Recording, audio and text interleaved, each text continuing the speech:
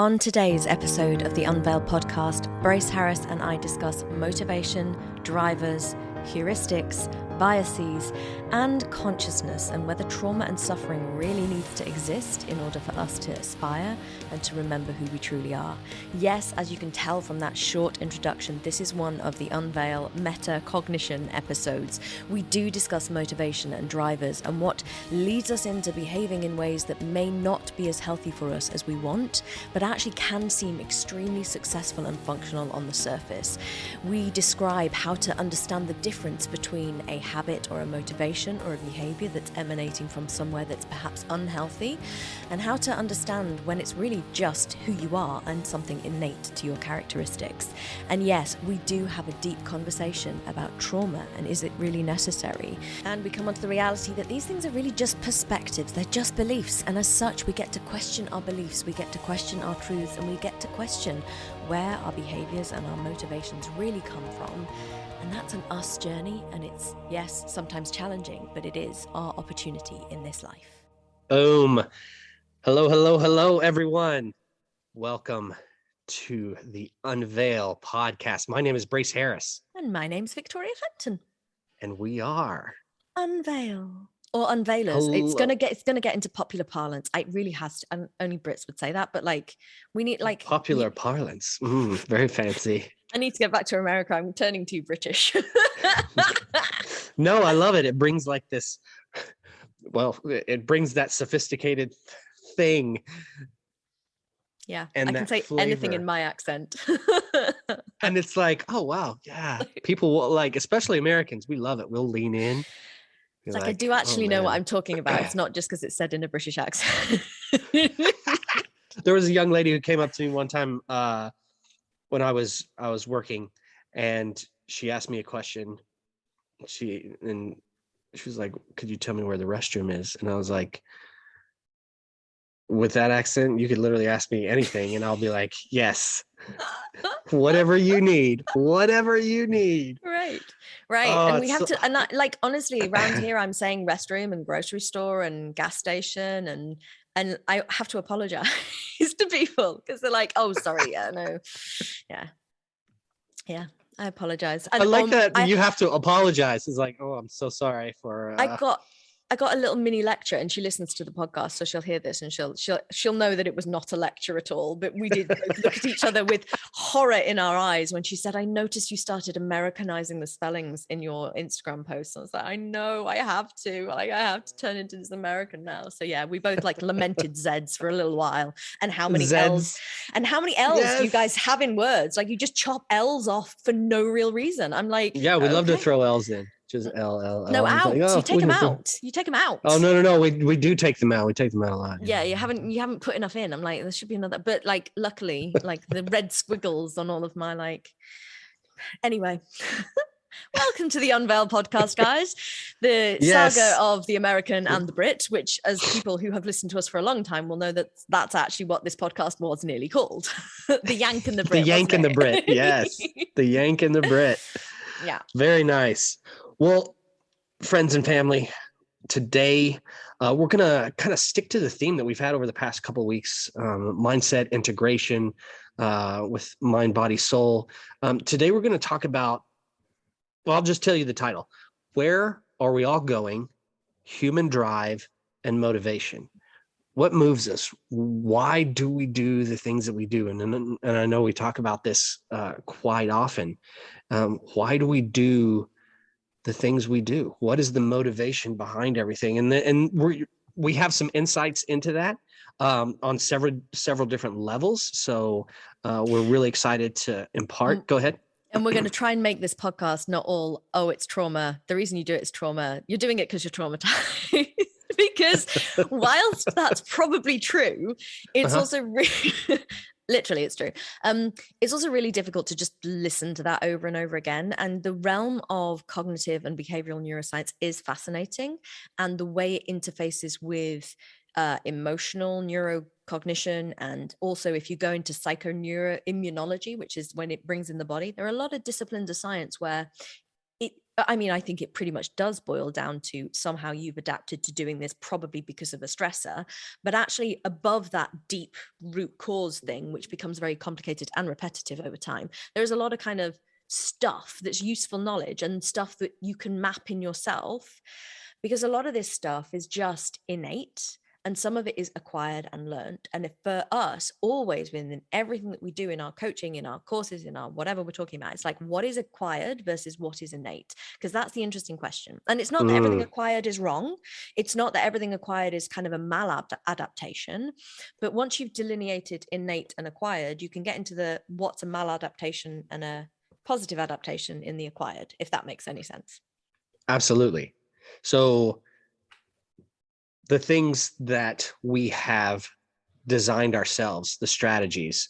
So there are things that are naturally within us, and there are the things that we must create in order to survive. And sometimes the things that we create are really great and beneficial, and they help us through life, and everything is fine and dandy. And then there are the things that we create as protection, coping mechanisms, and strategies that don't necessarily serve us, other than serving the nervous system's sole purpose to keep us safe. Right. And then there's the things that start off as one and become the other, and vice versa. As in starting off as, yeah. So no, that's interesting. Like starting off as, the seemingly really great thing, and then it turns into almost, you've created your own monster, and now you have to figure out how to control it.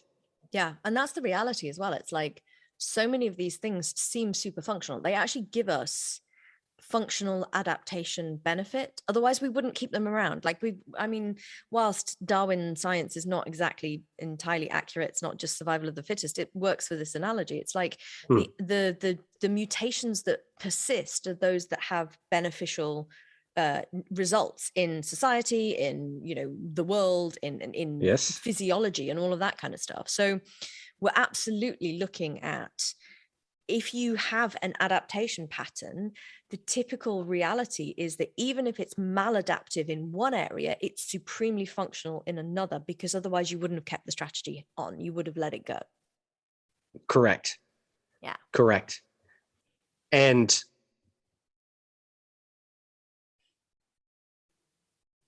one of the things we're going to talk about today is how to know the difference between, and we'll get to that later.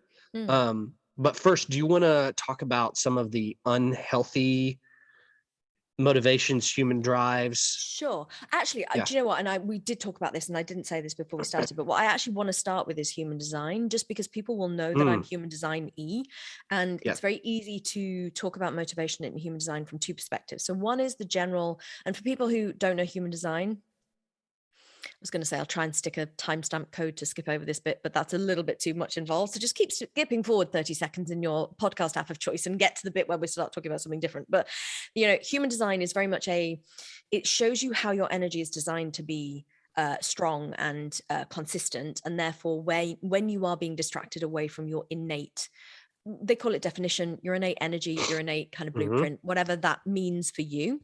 And so within that, motivation can be very much in terms of, particularly if you're not self, as in not following your design, you can be motivated into playing into the not self strategies of the open centers. So feeling like you have to always compete, feeling like you're never enough, or you can't work hard enough, feeling like you pressure's never over, feeling like you need to hold on to things, feeling like you need to keep expressing all the time. So that's motivation from that point of view. I don't want to go into that. We've done a whole podcast on human design. Wind back and find it in our kind of archives, because it's interesting, but those motivations are very involved and they tend to overlap. So if you listen to the third one we did in our series where we integrate the systems, I actually dig into Brace's stuff, and I make like an analogy of like how all of this interweaves, and it's very complicated. So like that would take us down a whole like avenue that we don't need to go into, certainly not again.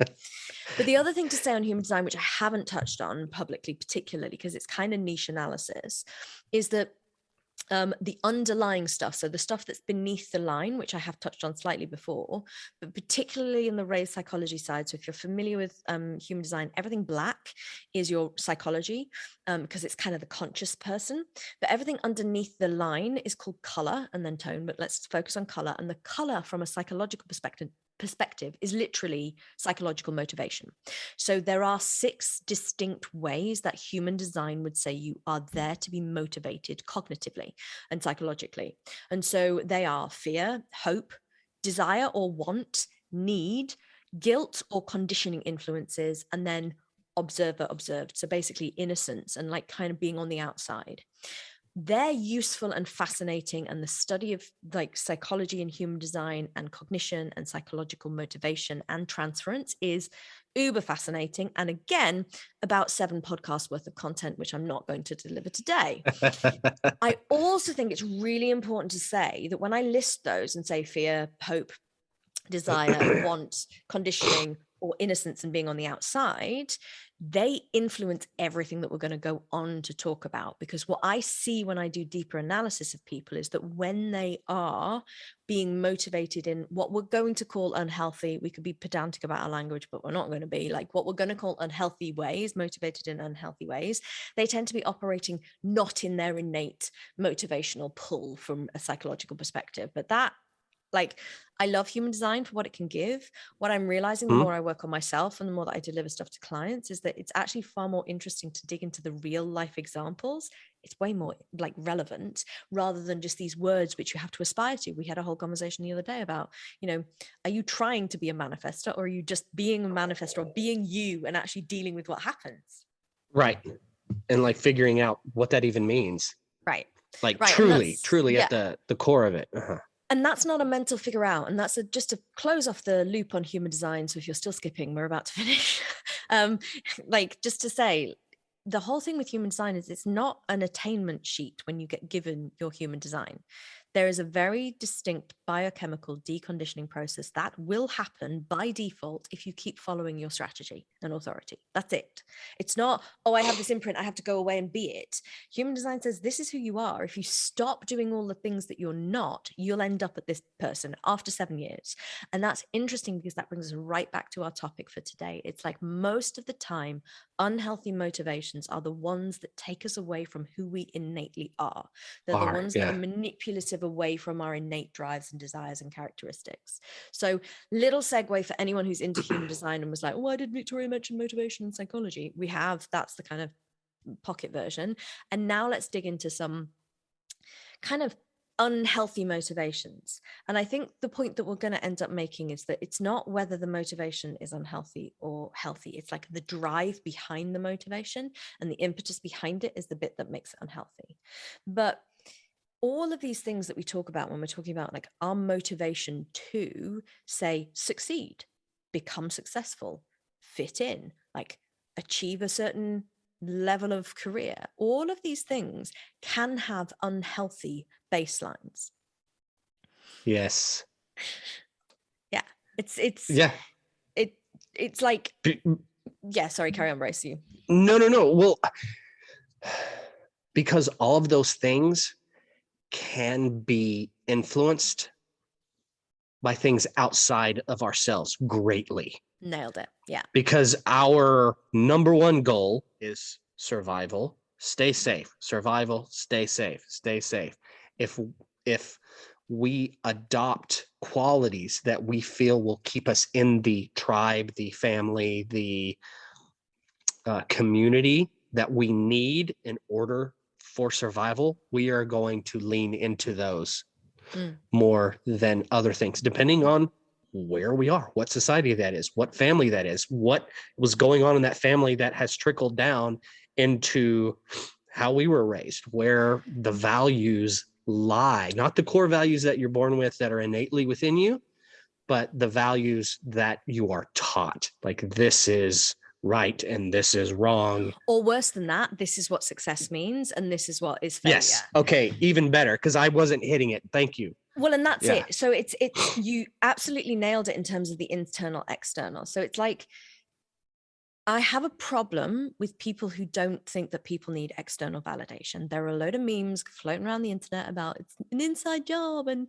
you don't need anyone else to say you're amazing. And we talked about this in our self-love, or like, will they ever really change podcast? I think it's like, you absolutely need people to say you're doing a good job. It's part of being human. Should it be the only thing you depend on for your self-worth? Possibly not. But do we need it as humans? Yes. However, it's, what do you validate yourself for that is an external metric that then becomes a motivator? So let me give you, for instance, if you value yourself for a certain amount of money in the bank, if you value yourself, if you think, oh, I'll have value when I have the Mercedes Benz, I'll have value when I have the, I don't know, pick another thing, when I have the diamond ring, when I have the, I'll have value when I have the job, the wife, the right, husband, the whatever. right. Yeah. And we all do it. Like I do it myself. Like I'm in a very specific position where I present myself as an authority in a coaching and physiological health space. And I'm also aware that my body is carrying the kind of after effects of a decade of being absolutely emaciated. So I know that my body's doing adaptation patterns, which make me slightly heavier than I would be naturally, which make me slightly less muscly than I would be naturally, because my body's just doing its own survival thing. And I show up in kind of like the biohacker world, and I'm the largest and the less kind of ripped of all the people. And it's like, I think I'll have value when I have the physique that is like theirs. And that completely denigrates my skill set, my awareness, my knowledge, my brilliance in this work, because I wander around thinking, oh, I really need to look like X to be able to compete and have value in this world. And that's a classic example of an unhealthy motivation, because I'm basically trying to compete on somebody else's terms with somebody else's parameters, because I feel inferior if I'm not fill in the blank external expression of success. Yes. Yep. And mine is finance. Mine's on a money thing. So just as another completely different example, but all in the same vein. It's like, when I have X amount of money in the bank, then will it be right. And what I continue to have to remind myself is that is not the truth. That's what I grew up thinking, because that's how I equated value. My value was always conditional. You do this thing and that equals your value. And that carries over into all different types of aspects of my life, especially on the financial side of it. But what is beautiful about this journey is I get to, before I have, just dollar bills everywhere, I get to correct that within myself. This opportunity to shift that within myself. And I received all of that financial stuff. I could just skip over working on that part of myself, but it would still be a driver within. I just wouldn't know it. And I love that you've gone there, because I think that we are terrible examples of unhealthy motivations in the ways that we've just given, because I don't let my sense that I'm not the ripped body that I should be stop me from competing in the arena. And you don't let your sense that your bank balance should be X drive you into a standard 9-to-5 job that would suck your soul, but give you the kind of dollars in the bank that is reputationally what we need. Doesn't mean it doesn't influence us. But what we're trying to say to people is like, there's the driver, me, I need to look a certain way and like have a certain physique to fit into this biohacker world. You, I need to have a certain bank balance. And then when it becomes a motivation, it drives action. And so a lot of our conversations between just us two as coaches for one another is checking our drivers, to check that those drivers and those instinct and those conditioning influences haven't then become motivating factors behind our decisions, from what we build in our business to bring money in, from whether I want to contact that person and have the confidence to do it because I don't feel like I'm, quote, ready yet, whatever that means. And anyone with imposter syndrome will know what that feels like. So and this is the difference between drive, motivation, as in motivated towards action, and the kind of balance that we walk between how far are we going to get with coaching. And it's really interesting because I'm somewhere I'm writing a module about this. It's like, what's really possible. I think it's in our transformational healing retreat. I've forgotten, I'm writing so much. Eek. coming June 2022. Something of some description. Anyway, so I'm writing this module about what can we expect, because I think that everyone who comes into the world of coaching or personal development expects to be quote unquote free of the thing that they came in to get rid of. And all of the everything is welcome here and like there's nothing to heal, like mantras don't change people thinking that they're going to get to the end of the journey and they're going to have got rid of something. And what I painstakingly explain to my clients and like try to explain on Instagram and the interwebs and all that kind of stuff, and here is that I'm not expecting my drive of, oh, there is an external aesthetic that is necessary to disappear. I don't expect that to disappear. I'm just super aware of the drive, which means I can self-check the motivation and the behavior behind the action. So too you with money. It's like you are very aware that feeling valuable is not related to money, but regularly it crops up that you will feel like something financial happens, as stuff does. There's another expense, there's another thing to like shell out cash on, / the world is going up in inflation, which is ridiculous. And you're like, oh my God, I'm not good enough because, and it's like, it's not that we ever get rid of those instincts. It's that we know they're there, which means that we can actively decide a different response, which means they are drives, but they're not necessarily motivators and motivations. Yeah, moving within where we want to go in spite of the fears and the strategies that are definitely present. Because like you said, they don't just go away, but your ability to be aware of them and to move through them and to give yourself the time and the space to allow those to relax a little bit more, to dissolve away a little bit more. It becomes easier to move through life because you're fighting with years of conditioning. Yeah. So and give yourself what a break. And what we're talking about again is awareness. Like it's, having started this by saying we're not going to sound like a broken record, awareness. And that space between drive and okay, that's now a motivational thing, is sometimes the only thing that's necessary, which stops it being a kind of action. And there are things that are easier to build that space into, and there are things that are more difficult to build that space into. And that's just how ingrained is the conditioning, how deep is the trauma that underlies it. And if anyone's listened to the last 2 podcasts where I've shared a lot about what I'm actually working on right now in live time as we're kind of walking through this, it's like I'm not putting pressure on myself to create space between the instincts that I have around those certain events and situations, because it wouldn't be appropriate for me to have like another to-do list on my to-do list of like, oh, well, now we've got this extra thing to do. But what I am doing is becoming very aware of it. And awareness in and of itself is changing little bits and pieces. And that is just a kind of thing for people to noodle on if they think that there's like a really deep thing that they can't create the space in. Like Beautiful. Being aware. Beautiful. Well, what other... So we have society's influence, family. Well, I think the strategies, the whole kind of the drive to just keep doing is another really unhealthy motivator. That like constancy of activity. People like blame it on being quote unquote a type A personality. It's like if you can't take space and time to sit and be with yourself, or feel like you can do it because you've been told by somebody to do like a 10-minute meditation, but it's not really a meditation. You're kind of sitting there thinking about the to-do list. Yes. It's like, why is there no ability for you to switch off the engines?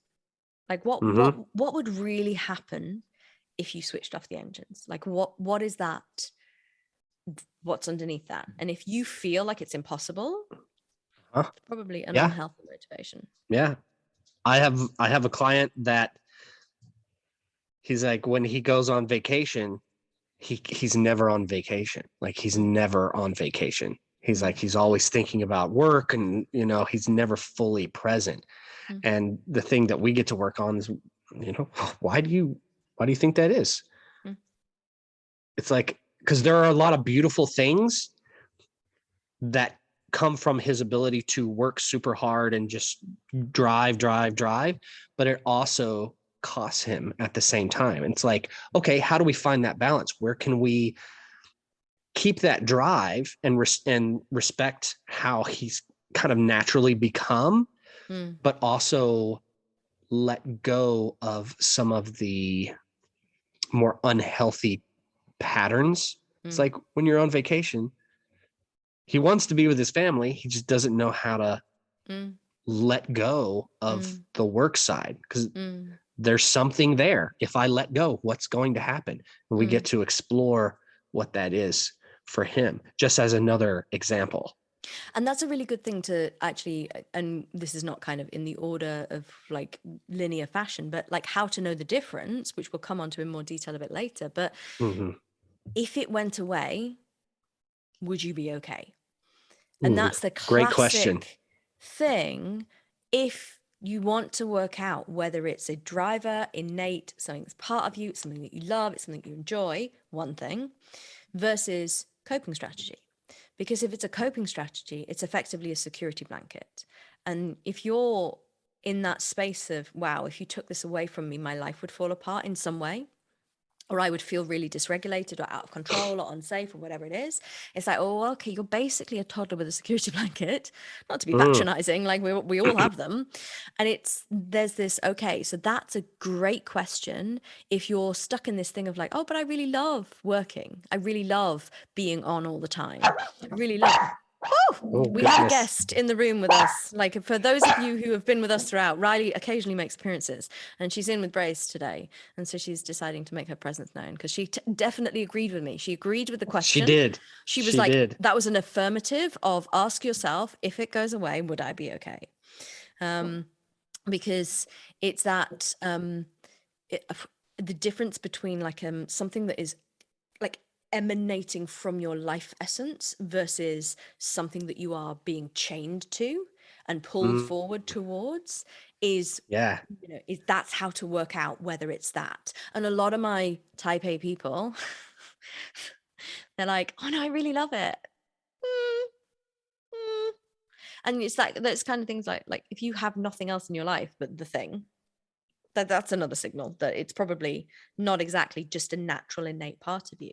And there's nothing wrong with being successful, like your client. It's like, I'm sure that they've achieved masses from being who they are, but it's like a lot of the time we get people later in life, and later doesn't have to be old. It just means they're not in their teens anymore. So what we're dealing with is a legacy of decades often of that strategy being functional in certainly one area, the work, the career, but dysfunctional for other areas, whether that is physiological well-being and health, sleep maintenance, and can you really toggle that oscillation between nervous systems and all that kind of stuff. That was a bit too many systems in one sentence, but you get what I mean. Family life, it's like, if your client wants to be with his family, like, are his family okay that he's not off when he's on holiday? Probably not. It's like there's a compensation somewhere. There's a knock-on impact.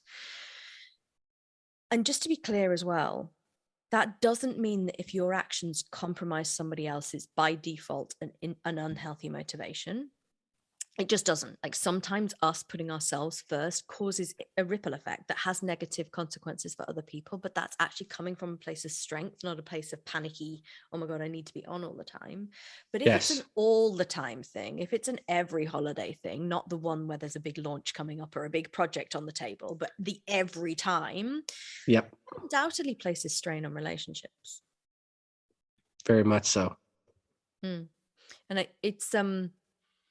it's interesting to like break down our motivations. And, I'm kind of doing it at the moment just through the work that I'm doing and looking at things and thinking the way our brain beautifully sets us up to do the very thing that we want to do by providing all the rationalizations for it and providing all the kind of explanations and it's like doing this stuff's work. The more I think about it, Brace, the more I'm like, oh my God, we should just stop telling people to come this direction, because like it's hard work.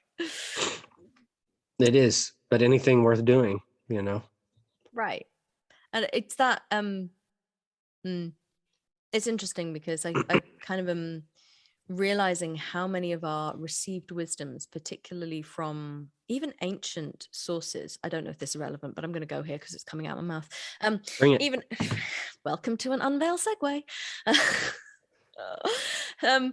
Or for like even ancient sources, it's like it's inbuilt into our mythology that the struggle is before the victory. Mhm. And I was just in this abstract moment, this luminal space between sleep and awake this morning, thinking, what happens if our myths just say that? Because it helps us feel okay about the thing that really affects us in our consciousness, which is trauma and that inability to be right in this present moment of space and beingness.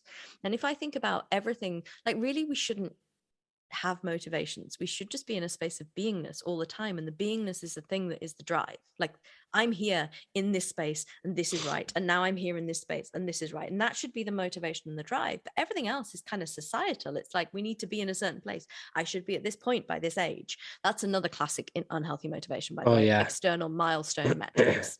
And it's like we have so many myths giving us explanations for the way we feel. I just wonder sometimes, and this is like just a random musing that my dear listeners, you can take and have in your own world, but it's like, do we have these explanations of even all of like the really good Rumi quotes are to do with suffering being part of the human experience? And it's like, do we just tell ourselves that to make ourselves feel better about it being really sucky at times? I don't know. Potentially. Random thought. Just Well, I mean, I think it's a beautiful, and this is some of the stuff that I love getting into the philosophical coulda, woulda, maybes, who knows. I think that it's definitely or can definitely be a part of how we justify what we're moving through. Because right. we Love need, that. as human beings, like our brain needs to rationalize why things are happening, because if we can't, then we kind of a spring pops in our mind. And and then there's also the other side. It's like, can there be transcendence and change and learning without trial? But we all like the only way we have the examples is from myths and history. In every single setting, trauma has existed.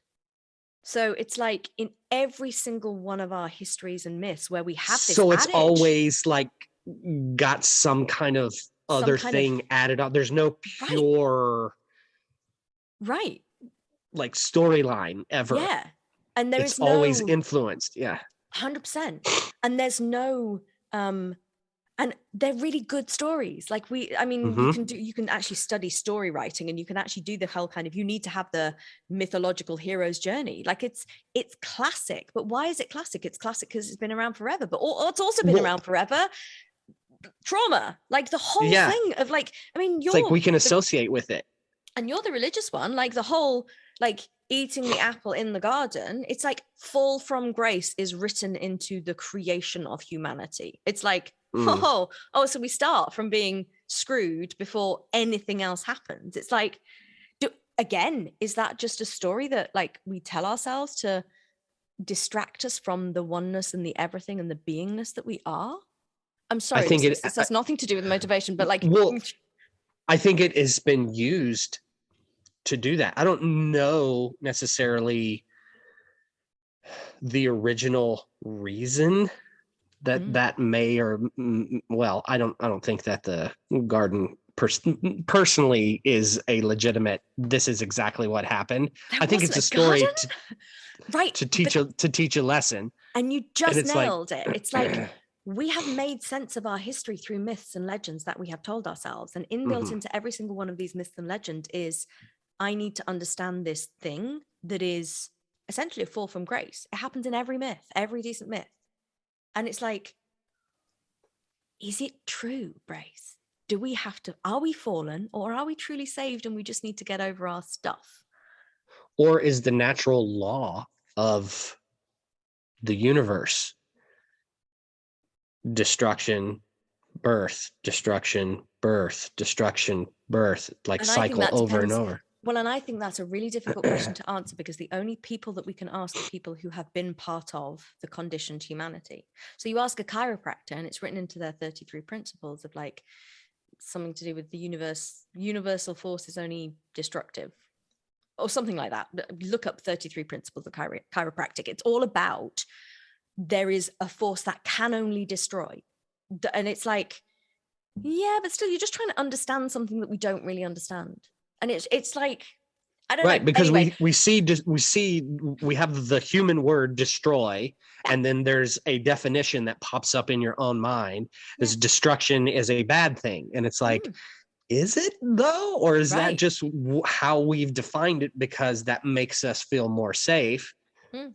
It's like, and that's one of the things in coaching and with clients is getting people to understand that the way we have defined everything as good and bad, and this is toxic and this is non-toxic, and this is healthy and this is unhealthy, and it's like it has to be one or the other, kind of what we're talking about in the black and white. Yeah.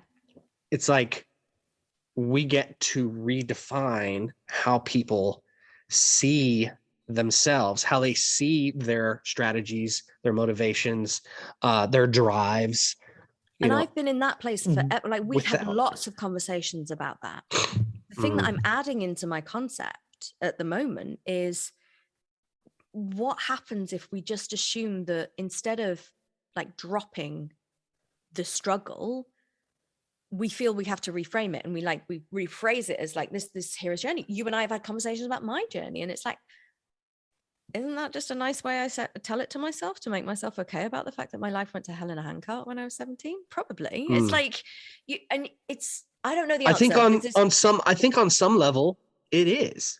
right. But then on other levels, it's not. I think it's really how you're measuring it, what you're measuring your story with, what And that's the lens you're point. looking And through. that's the point Yeah. I'm making. It's like the only measurement tool we have is one that is influenced by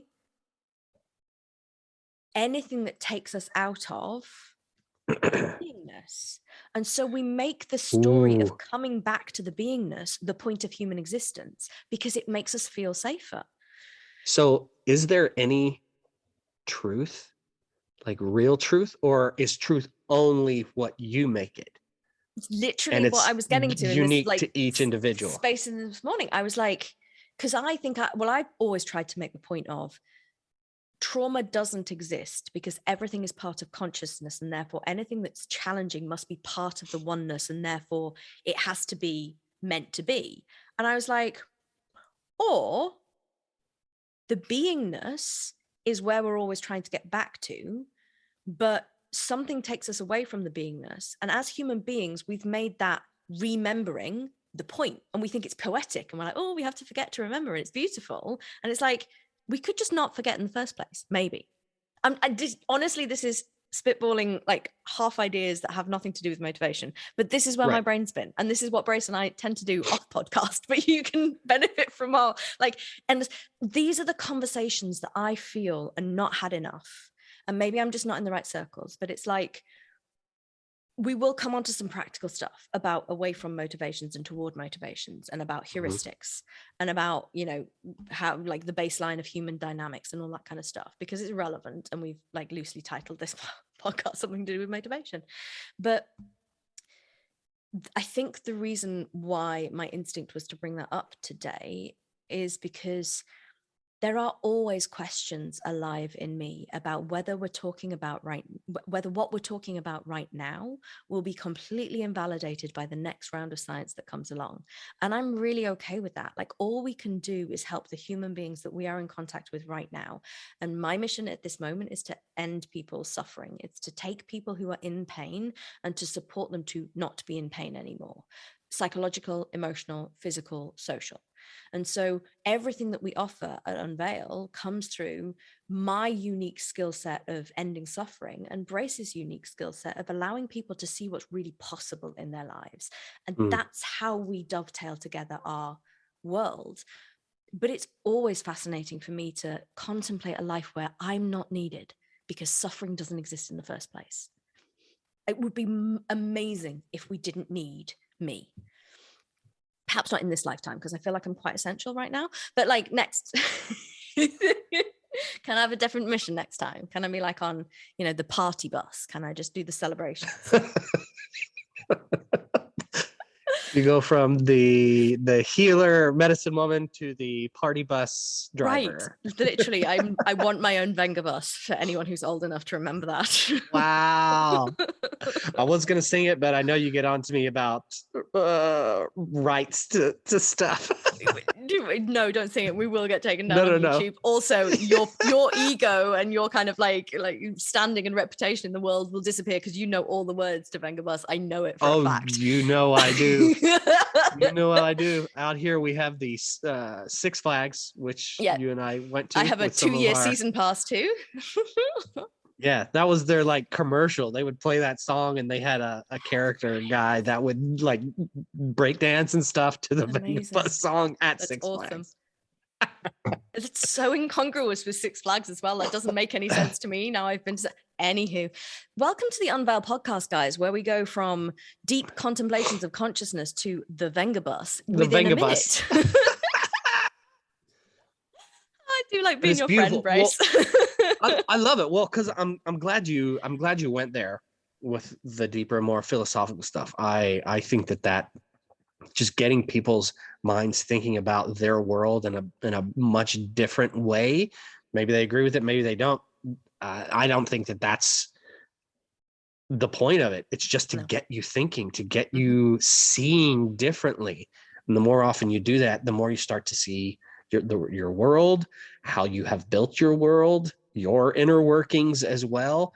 Because when you start to see in a different way, all these, it's like putting on, the guys, you see all the videos with the people who are colorblind and then they put the glasses on that are special. And then all of a sudden they see color for the first time and literally it's an emotional revolution for them.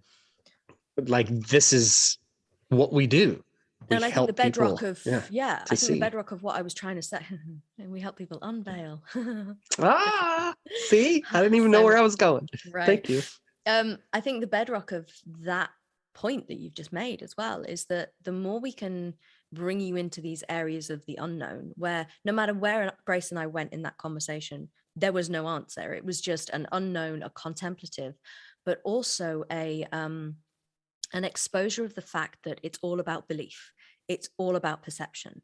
And that means that even me live on a podcast is trying to noodle my way through what happens if this thing that we tell ourselves as a belief system and a story and a nice thing is not even true, because I'm willing to surrender everything that we think of as a truism if it no longer serves. That's actually a scientific principle. It's true, and there's no truth in science. It's the best we have thus far until another study proves it wrong. And every good scientist is not looking for truth. They're looking for the latest affirmed insights, results based on a hypothesis. And so everything that we get to do is to surrender when a truism no longer feels aligned. Which brings me on to segues, how to know the difference between when your motivation, and we'll go back to what I mentioned before about heuristics and away from toward and stuff, but like how to know whether your motivation is healthy or quote unquote unhealthy. You nail this every time, Brace. It's sensation more than it's stuff on the surface. It's, how does it feel? Like, how does it really feel good? Yeah. And that tells you a heck of a lot. Well, and then you also get to really kind of be tough on yourself as you move through that, because, to some people, heroin feels really good, but it's not the best. It's not the best thing. So it's like, okay, where's the motivation coming for the feel good thing? Well, and it's perfect like, because you might get a dopamine hit. Yes. But what leads you to that dopamine hit? Right. And it's also exactly perfect point. It's the totality of the thing. So many things that we are motivated towards or motivated to do or are motivational drivers. Yeah. The first thing is the rush of something, but what about the totality of the experience? Is the high as good as the low? Is the peak as good as the trough? Is the experience of the thing as beneficial as the experience of the consequence of the thing? And oftentimes there's a little bit of give and take. But if it's like, oh yeah, amazing, whoa, the consequence is enormous, it tends to suggest that what you're actually chasing is a catharsis or a dopamine hit or a chemical something, rather than it being a true thing. And I have a whole thing about catharsis seeking, given the way the coaching industry and the spiritual kind of seeking industry is going. When it's psychedelics or breath work or anything like that, I have a real problem with that being a therapeutic tool in and of itself, because it Yeah, because it stimulates can't be the end all be all. You have to continue taking what you've learned from that experience and implementing it into your life and allowing it time to settle as well.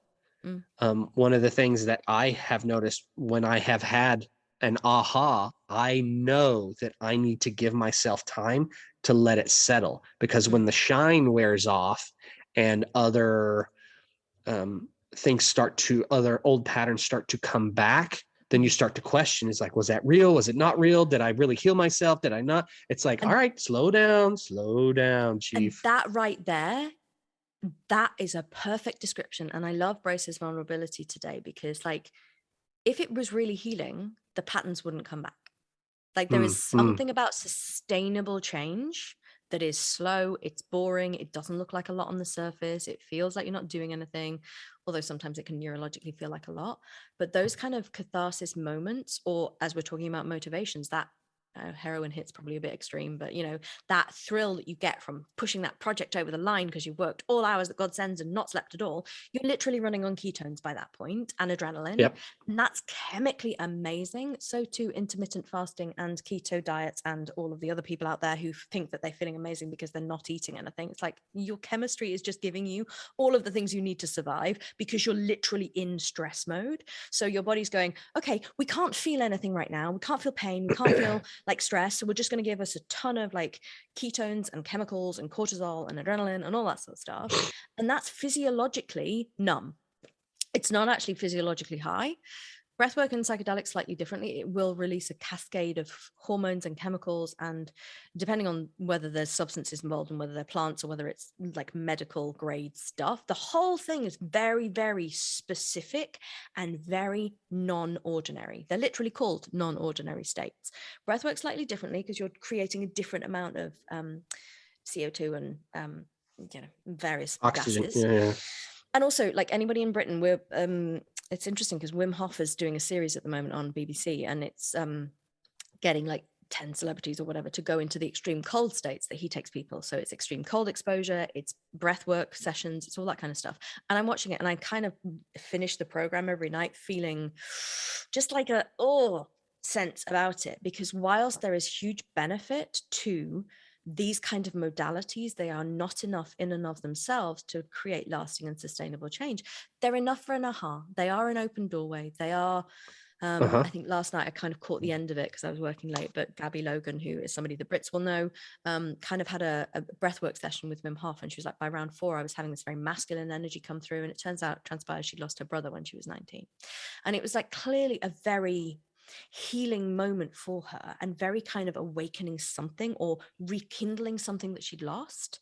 But my sense is that there is always a chemical reality of these things, and it's that we need to watch out for as diligent professionals. It's not to say don't go do your local breathwork ceremony. It's just don't just do your local breathwork ceremony. Right. You have to continue to do the work, and it alludes to our last podcast. It's like, you can't just do the one discipline Modality, and expect a holistic shift. All of them influence the others. So continue to explore, and don't sell yourself short and only do the one thing. If you're in the gym, you don't want to only do powerlifting.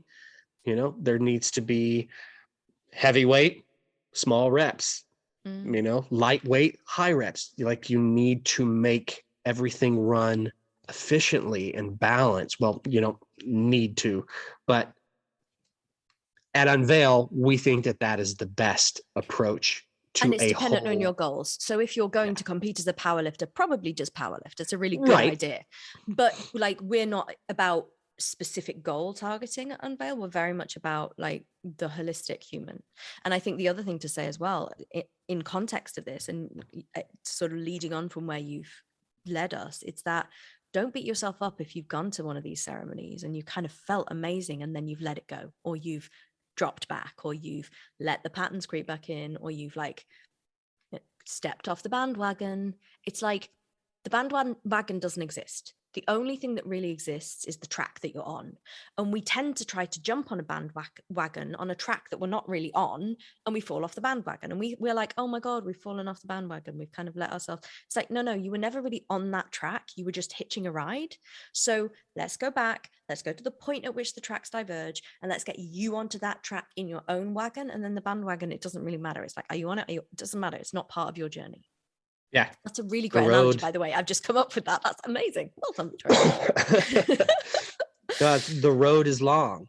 Yeah. And at the end, you're really just riding it alone by yourself. Yeah. And there's no bandwagon. Again, what is your motivation? Is your motivation to keep up with the Joneses and to think that you not doing the bad behavior or doing the good behavior is what you should be doing? Well, you're on a bandwagon. You're kind of in a space of like pushing some drive that can only come off the rails. Like it can only come off the rails, whether it's tomorrow or whether it's in months or whether it's in years' time.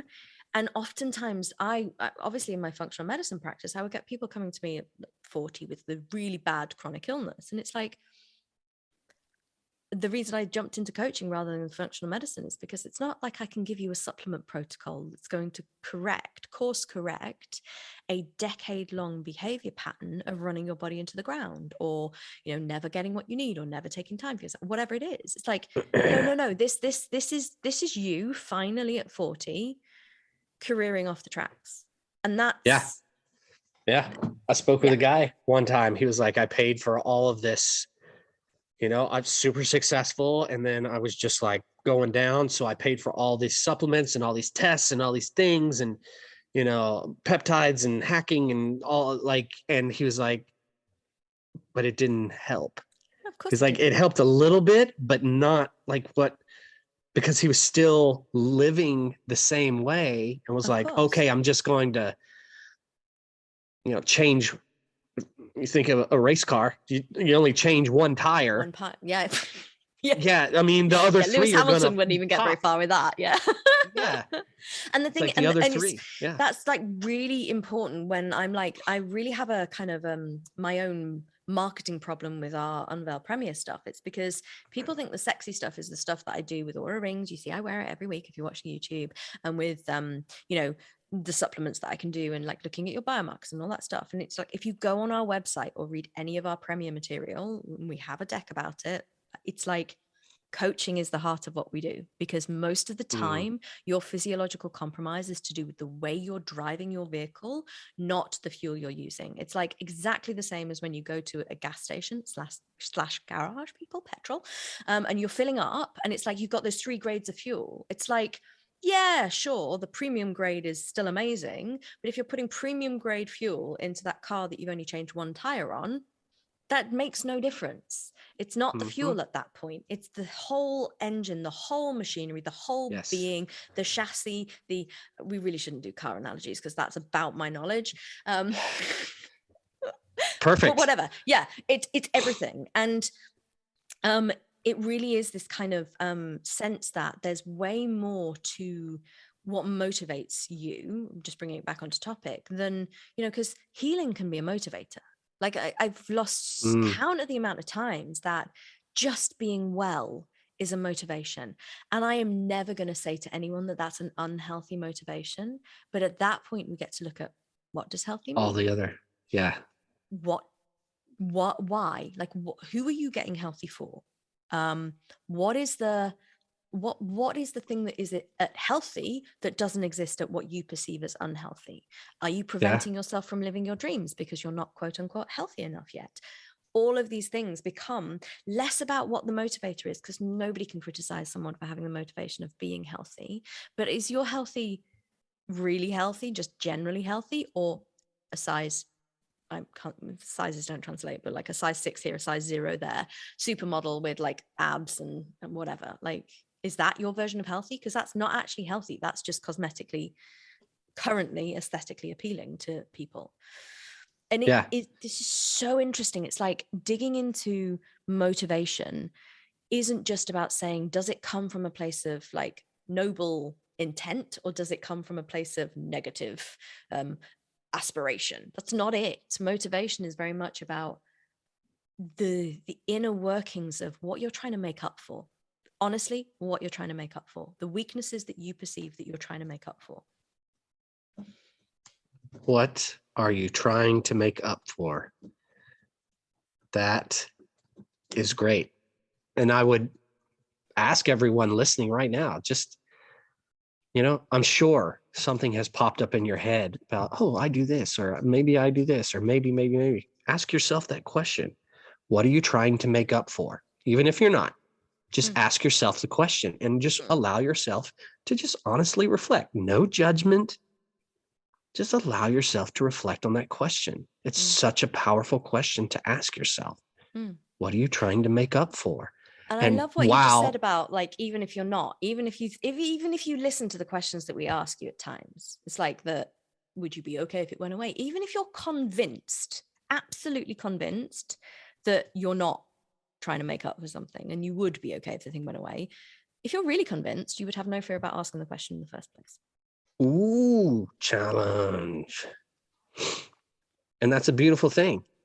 Well, and that allows us to come on to the away from and towards, just because actually to talk about the science of motivation for like a nanosecond at the end of the podcast. But oops, sorry guys. But if you're moving away from, like, there's a classic way to look at how you're motivated. And this is not something that you fix. It's something that you learn and you know. So we call it away from and towards. Do you want to speak to this, Brace? You're better at this than I am. Well, and it's one of the things that was new to me when I first started learning it. It was like, okay, you have away motivations or values, and then toward motivations and values, and which is more powerful? And do you think I need to define away and toward? Yes. Yeah. Like, absolutely. So away, kind of an away motivation or value for me, I'll use myself as an example. It's like, I didn't ever want to put myself in a situation where I felt like I could be embarrassed, like I didn't know enough. And then I would seem like a fool in front of other people. So that was so powerful to me. That's away. That's going against everything that I truly am. And then my toward value was like, I want to help people, and I want to, I want people to be inspired and believe in themselves and love themselves and all that kind of, that's one of my toward. But even though I wanted to do that in certain spaces, you'd have the away my from away value, my away motivation was so much more powerful that even if I had the opportunity to help someone, as important as that was to me and as good as that sounds, it was stronger, the pull away from that situation to prevent myself from potentially being embarrassed or not know all the things, or to look like a fool, was more powerful. And so I would go with the away. That was more powerful than me wanting to help. Yeah. The conclusion in that is that everything for Brace, the away from is more powerful than the toward. Now, if Brace's alternate motivations were about proving himself, not about fear of embarrassment, no matter the away from drive of like, oh, no, I'm scared, the forward would win, as in, I need to prove myself. I need to be bigger. I need to be better. So it's about understanding what is going to be dominant in your personality. Is it an away from or is it a toward? I don't really relate massively to this because it's just not the language that I learned very long ago, but more I'm a toward person. I'm more, I'll throw myself into the blazing fire. Yeah. Not really to prove anything to anyone else, but actually just because a part of my conditioning, which I now believe is negative, is like, you absolutely have to go there into the darkness, not to prove anything, but just to know that you've gone there. Like that's your badge of honor. And so it's a different makeup. And just to bring it onto heuristics, which is connected, Danny Kahneman, came up, well, and with Tversky, but like there's a lot of heuristic study, which is fascinating. If you are into behavioral economics, which is like the science of how people behave with money, if you're into anything to do with biases and how people have innate biases that they don't even realize they have, and yes, if you think you don't, you absolutely definitely do, because we all do. And this goes in loads of different areas. So from like a gambling scenario to race biases, actually to people, like how do you behave, to like just sleep, like fatigue and all that kind of stuff. It will affect your biases and the way you behave. But again, the conclusion of many of the studies was that our bias will always be towards the avoidance of loss rather than the potential gain. So if you present someone even with a really simple mathematical problem about money, they will always try to avoid losing money rather than risking a small amount to gain some money. And it's like these little underlying motivations, if you can understand that our innate bias, like deeper than most things, is I don't want to lose. I don't want to lose face. I don't want to lose like material value. I don't want to lose my standing in the community. I don't want to lose out in any way. That's a huge driver. And what I really want to make the point of as we kind of round out these topics is that so many of these things are genetic, physiological, and inbuilt. Brace mentioned it right at the start: the desire to protect, the desire to stay safe. These things are so innate that you are not going to get rid of them. So stop trying. But it's the interesting thing of it's not that drive to safety, that and that loss aversion one is a drive to safety. It's really common. It's really natural. You can only be aware that it's there and just keep an eye on it. That's all you can do, particularly in business. Like, are you averse to getting to debt because you're worried about losing? Are you averse to taking risks because you're worried about that's where you need to pay attention to it, because you will always try and go into loss aversion. But the reality with the safety one is, what do you feel you need to do to stay safe? And is that one of those things, as Brace and I were talking about earlier, creates negative consequences in another area of your life? Is it something that has a side effect that is actually damaging? And it's that kind of reality where you take it away from being, oh, but we're just genetically motivated to protect, or we're just genetically motivated to stay safe. It's like, yeah, but does your genetically motivated safety and protection trigger kick in way sooner than it really should, way sooner than it's actually the biological advantage, because you're protecting against something that is, sorry to say it again, guys, but we're always going to get here, it's instigated and put there as a trauma imprint from something that's happened in your past.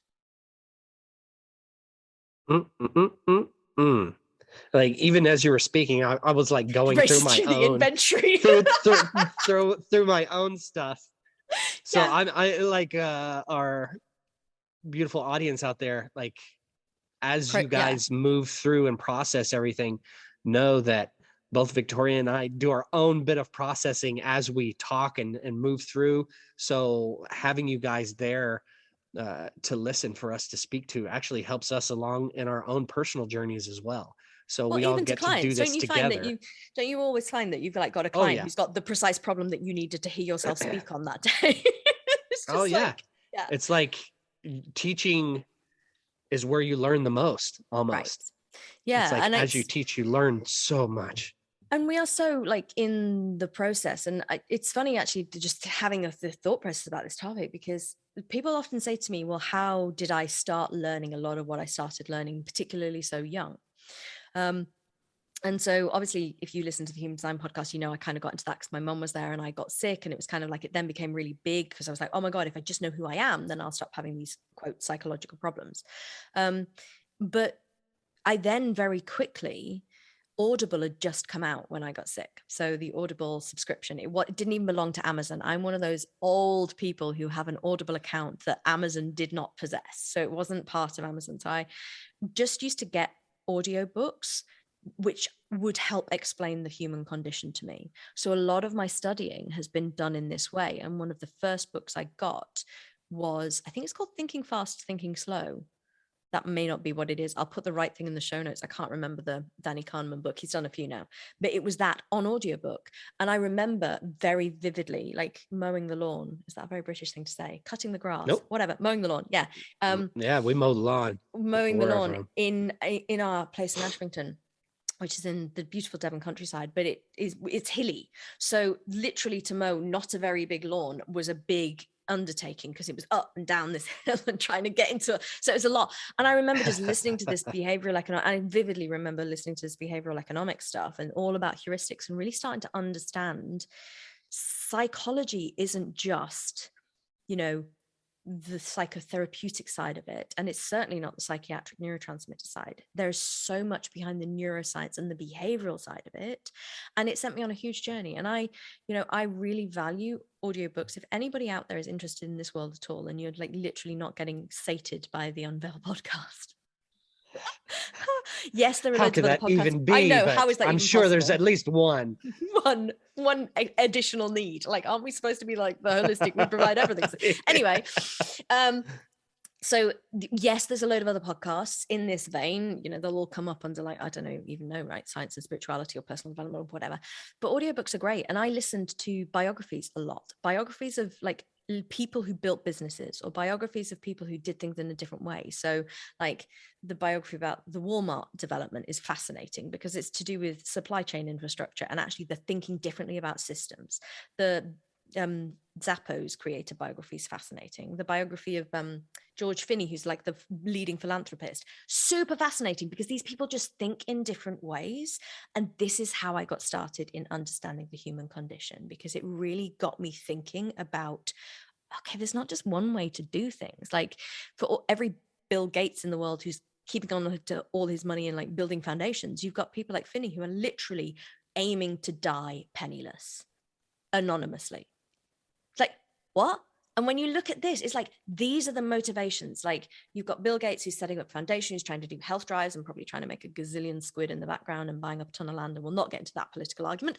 But you've also got people who are like literally motivated to make no personal impact, but massive financial, like charitable impact. It's like, when this is where to get into motivation, it's like, what have people done in the past? Studying history biographies is fascinating, like war, really good war biographies of like actually getting into the character. And there's another one that I've forgotten the name of, so I probably shouldn't have said, but it's about like one of the leading land magnates in like New York or something. These are fascinating studies of what make people tick, and it isn't what you think it is. And I bet money that a lot of the people that I've just mentioned were all doing it from trauma patterning and survival techniques, not from Zen elements of safety and all that kind of stuff. So it's not that you have to do it the way that we're kind of saying, but my mission, job, dream is to build a world where we have equally powerful CEOs and philanthropists and investors who are doing it healthily, who are doing it thriving, who are doing it feeling like they are truly being of absolute service, not just they've built a product that's awesome and we're trying to terraform Mars. Sorry, I'll step off my soapbox now. No, it was good. It was good. The terraform Mars. I love that. Yeah, I just thought I'd throw like Elon Musk under the bus, just like a little bit. And I think Jeff Bezos. It's interesting. Like and I don't know if this is relevant, but I actually have watched a couple things on Elon and some of the people that have worked with him. It's like why he builds the way that he builds. Yeah. There's so many personal things about how he has developed as a human being that influence why he does what he does. And also it's make very, him very a phenomenal entrepreneur. But you look at his personal life, and the personal life side of it seems to not be on, and it's this that is interesting. It's like, I would never take away from all of our traumatized entrepreneurs, because they've built some great stuff. Yes. But there is also, why can't we build great things and be happy? Why can't we? We can. Right. We can. It's possible. It's like, that's what we get to do now. We get just you and me, the little Unveil empire. Guys, when you're listening back to this podcast in like 2028 and we are huge and massive, and it's like we are like a conglomerate organization, feel free to send us DMs on Instagram and just check our egos and say, are you happy? Just make sure. Yes. Keep us accountable, you guys. Right. Or everyone, y'all. I'm still learning. All of the, no, me too. Like, you all the things. All the things. Like, I'm still learning. Thank you for your patience. Yeah, keep us accountable. Keep us accountable, please. Because we need that.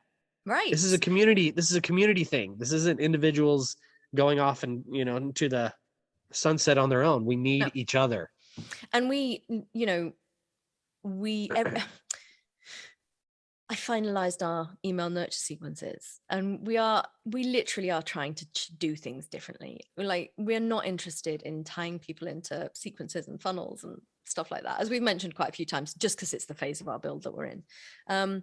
But there is a lot of this, which is the reason that we're motivated to do that is because, particularly for me, I want to create the safe space that had I found when I was ill, I would have had everything I needed, and I would have had the bandwidth to be messy and not okay, and the bandwidth to deal with the trauma that I've discussed in the last few episodes at 18. And we can all say, oh, but Victoria, you wouldn't be doing what you were doing now if you had that then. It's like, no, I wouldn't. I would have a massive load of bandwidth to build a new thing.